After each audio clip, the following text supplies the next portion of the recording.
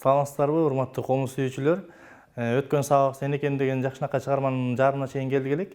Бүгүнкү сабакта ошонун калганын улантып өтөбүз. Өткөн сабакта ушул энекем деген чыгарманын жарына чейин келип жеттик элек, мынакей. Ушул кайрыкка чейин келгенбиз, мына акыркы кайрык ушул болгон, Бүгүн болсо ушундан ары карай улантабыз, Азыр мен бир кайрыкты, бул акыркы чертилген кайрыкты чертип туруп, жаңы үйрөнө турган кайрыкты кошуп чертейин, көрсөтөйүн. Биринчи мынакей. Чыпалак, ортон, сөөмөй, анан кийин ортон менен бүткөнбүз. Эми ушуну чертип туруп, азыр муну улап көрсөтүп берем. Биякта дагы экинчи кылда сөөмөй, экөө тең ылды чертилип атат. Анан чыпалак өйдө карай кетип атат. Мынакей ошону акырын кошуп чертип беребиз азыр. Комузда көрүп алсаңыздар. 4-чү позициядан кармайбыз комузду. Чыпалактан баштайбыз, Чыпалак, ортон 2 жолу, чыпалак биринчи кылда, ортон экинчи кылда.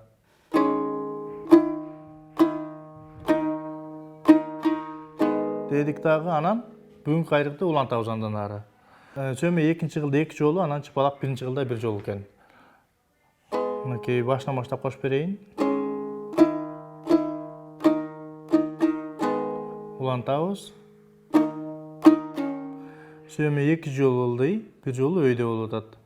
Мынакей акыркы чыпалагы өйдө кеткени чыпалак, Мынакей. Кетип кайра көрсөтөбүз, Жайыраак кылып туруп.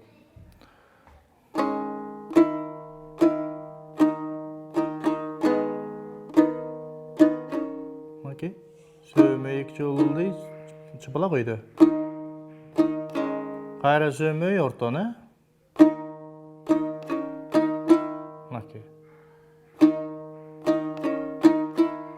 Мынакей азыр могу кайрыктын ичин черттим мен. Мына муундан баштап могуга чейин черттик азыр. Тандара деп мына эки сөөмөйүбүз экинчи кылда туруп атат, чыпалагыбыз биринчи кылда туруп атат. Белгилерди карайбыз. Экөө сөөмөй ылдый чертилип атат дагы, чыпалагыбыз өйдө чертилип атат. Бул экөөнүн үстү кошулуп турат, чыпалак менен сөөмөйдүн, Биринчи сөөмөй жалгыз туруп атат. Жалгыз турган сөөмөйдү жалгыз чертебиз ылдый карай. Калган белгини чыпалак менен сөөмөйдү кошуп чертебиз. Кошуп черткенин себеби акыркыбыз өйдө чертилет да, ошон үчүн ылдый өйдө болуп кошулат.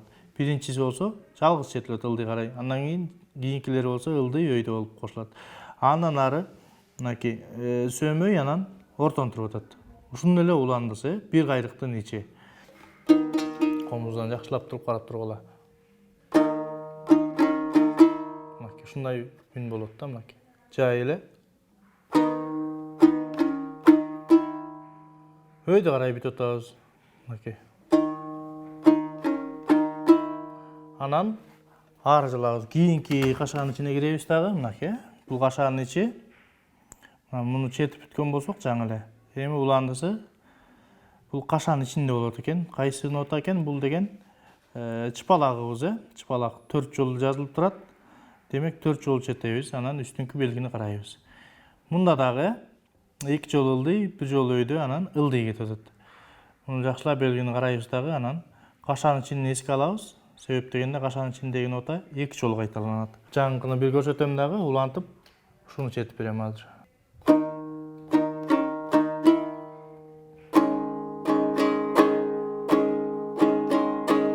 Мону черттим азыр. Кайра жай көрсөтөйүнчү ушуну.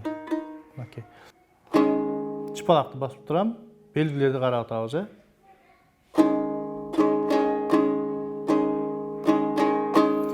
Бир эле жолу жазылып турат, кашаганын ичи болгон үчүн 2 жолу кайталанып атат. Эсиңерге сактап койгула, мынакей. Чертип бүттүм, кайра кайталайм. Анан экөөнү кошкондо кайталоо мындай болуп калат. Паузасы жок, тең чертилет, Андан ары кетебиз. Ортон биринчи кылда турат экен. Чыпалак биринчи кылда, анан сөөмөй экинчи кылга көтөрүлдүк. Кайра ортон экинчи кылда, анан кийин жанагындай фаршлак кетти, мынакей. Чыпалагыбыз. Плюс деп турат. Аны чертпейбиз. Мунун чертилген долясы менен муну кошо басып коебуз. Жакшынакай үн чыгып калат ошондо.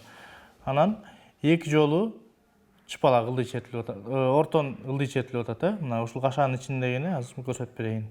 жакшылап карап турула. Эми жолу айтып берейин мынакей. Ортон биринчи кылда, чыпалак биринчи кылда, ылдый чертип атабыз бардыгын. Сөмөйү экинчи кылда, ортон экинчи кылда дагы ошо ортону чертерибиз менен чыпалакты басабыз. Аны шилтебейбиз. Мына плюс дептир, шилтебөө жок буякта. Мунун долясынын ичинде эле муну басылып атат, ушуну үнү чыгат экен. Анан кийин ошол экинчи кылда ортон менен эки жолу ылдый шилтенип атат. Эми колубузда ошонун четилишин көрсөтөбүз эми.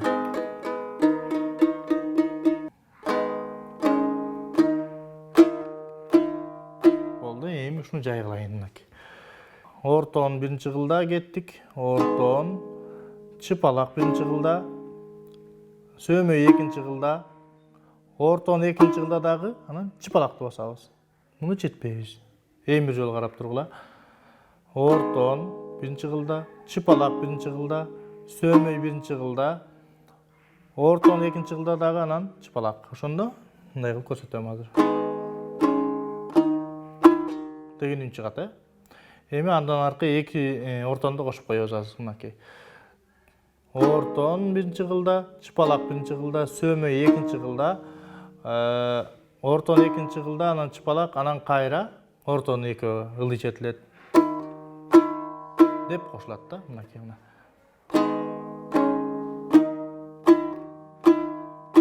Дейбиз, Эми андан аркы кайрыкты. Мында деген ортонубуз экинчи кылдан башталат экен дагы. Мынакей ортон, ортон, ортон. Ортондун үчүнчүсүнө келгенде өйдү жакта карайбыз, Белги өйдө карап турат экен. Ортон, ортон, ортон экинчи кылда кетип атат. Сөмөй дагы экинчи кылда кетип атат, ылдый четилип атат. Мында дагы фаршылак кетти мынакей. Сөмөйдөн кийин эле ортон плюс деп турат, үстүн белгини карагыла. Ал эмнеге плюс? Плюс деген белги мунун сөмөйдүн четилген шилтемдин ичинде эле басылат бул. Мунун долясында эле муну басып койсоңор, буну четпейсиңер. Мынакей. Ортон экинчи кылдан баштап атабыз. Ортон ылдый, үчүнчү ортон өйдө четилди. Биринчи ортон жанагы айткандай жалгыз четилет дагы, калган эки ортон ылдый өйдө кошулуп четилет экөө. Ошондо ылдый өйдө, ылдый, анан плюс кетти жанагы кошумча, анан сөмөйлөр экинчи кылда. Бул да жанагыдай бирөө жалгыз, калган экөө ылдый өйдө. Бир шилтейбиз ылдый, анан ылдый өйдөнө бир шилтейбиз дагы, анан эң акырында ортонду биринчи кылга коюп туруп ылдый шилтейбиз. Эми ушуну колубузда көрсөтөлүк, Ортодон кеттик, Эки жолу ылдый, мынакей. Мына акыркысы өйдө кетип атат, мына эки жолу ылдый, үчүнчүсү өйдө, анан сөмөй, анан кайра ошого эле плюс ортонду басып атабыз кайра. Мына ортондон чыктык сөмөйгө, анан сөмөйдөн ылдый кеттик кайра, мынакей. Анан 3 жолу сөмөй, мынакей, 3 жолу сөмөй. Анан акыркысы биринчи кылда туруп атат, ортон, Кайра көрсөтөм ушуну. Тамгалайбыз.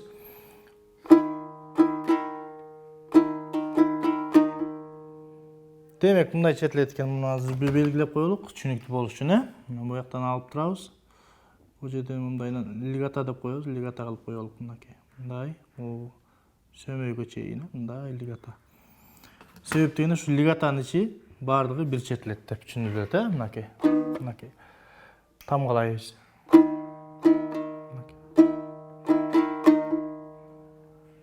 Плюска чейин чертебиз. Ушул жерден башталган, токтолбой келип плюс дегенге чейин чертебиз мынакей.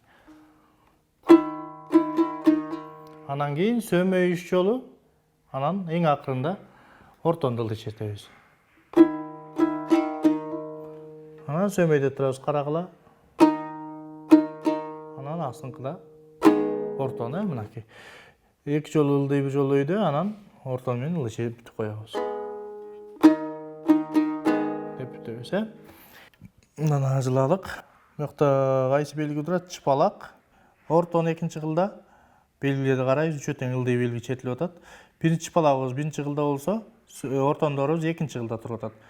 Анан сөмөйлөр үчөө тең экинчи кылда туруп атат. Четилишин карагыла, 1 жолу ылдый, 1 жолу өйдө, 2 жолу ылдый кетет экен. Анан эң акыры дагы ортон менен өтөт экен.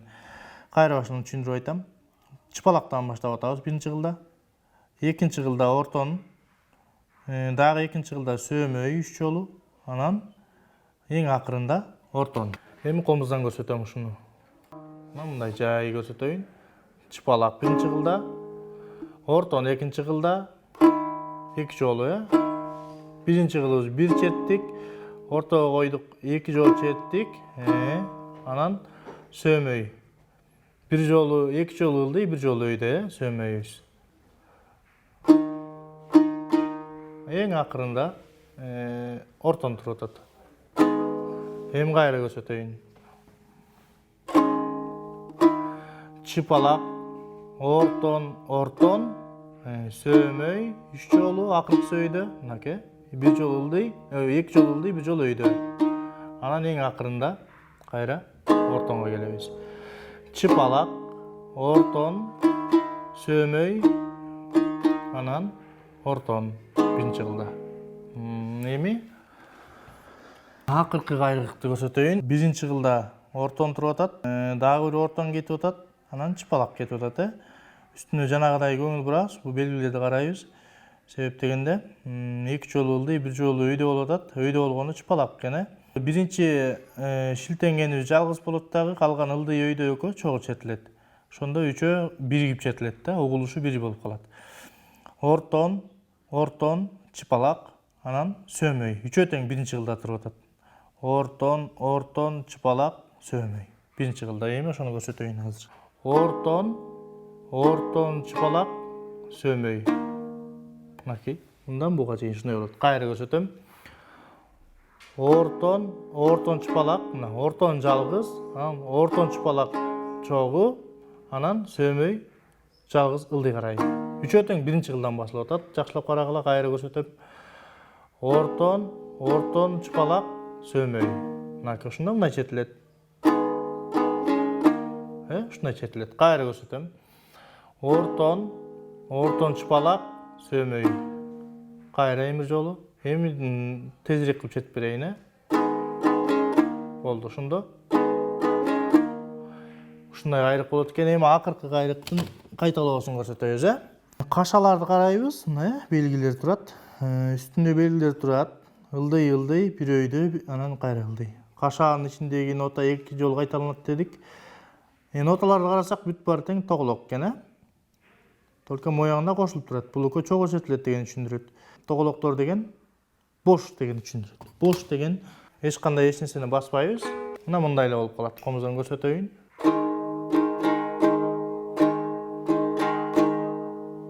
Ушундай болот, Себеби бул түшүнүктүү болуш үчүн буга чейинки кайрыктарды бир кошуп четип берейин,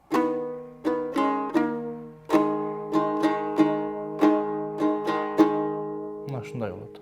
Өткөн сабакта ушу энекем деген чыгарманын жарымына чейин келген болсок, мынакей, ушул белгиге чейин келгенбиз. Бүгүнкү сабакта ушундан ары карай улантып, сабагыбыздын аягына чыктык. Эми баардыгын кайра баштан бир сыра жай кылып чертип көрсөтүп берейин дагы.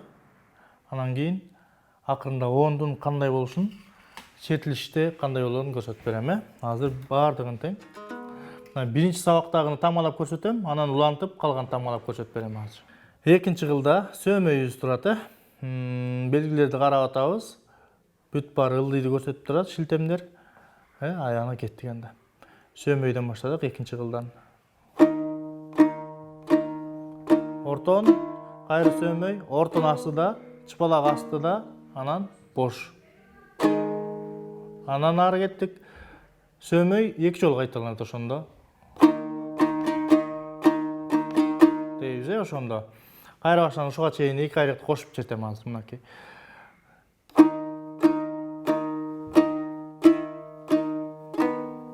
Бош, кайра сөөмөйдү басабыз, 2 жолу чертебиз. Андан ары кайра ошентип баштайбыз, Сөөмөйлөрдүн баардыгы ылдый, ортон гана өйдө болот, Кеттик.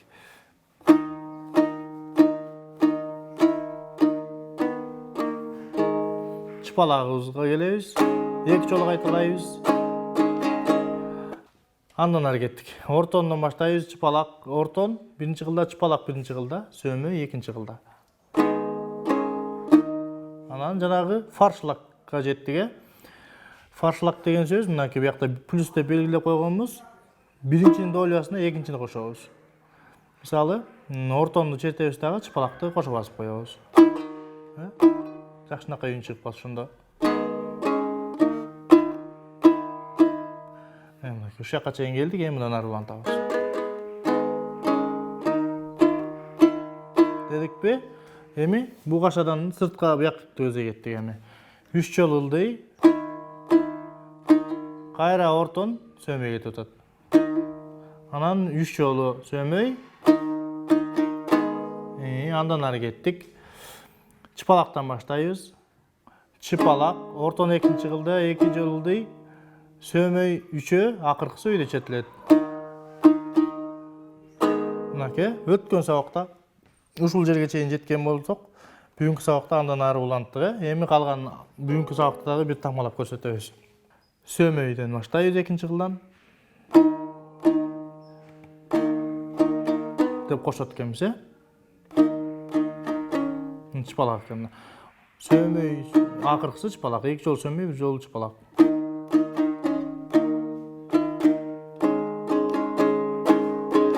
Бу 2 жолу кайталаганым уже чыпалакка келип калат экенбиз, Мына чыпалакты көрсөтүп коеюн. Ушундай. Андан ары биринчи кылдан баштап атабыз. Ортон, чыпалак, экөө тең биринчи кылда сөөмөйдөн экинчи кылга көтөрүлөбүз, кеттик. Дагы фаршлакка келдик, ортон, анан чыпалак.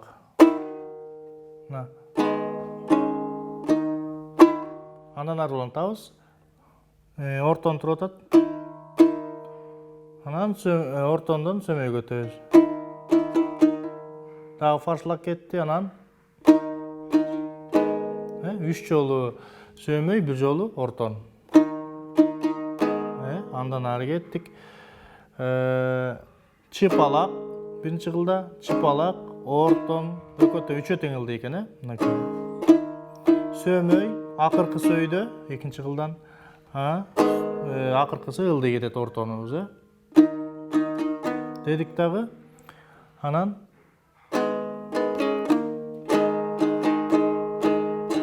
эң акыркысын чертебиз кайра. Биринчи кылдан бүт бардыгы тең. Ортон чыпалак, Сөөмөй, анан бош. 2 жолу. Түшүнүктүү болуш үчүн баштан аягына чейин тамгалабай кадимки оон чертип берейин, Кайсы ырды үйрөнүп атабыз деп атын билип, оону билбей калышыңар мүмкүн. Мынакей азыр мен ошону оон чертип берейин.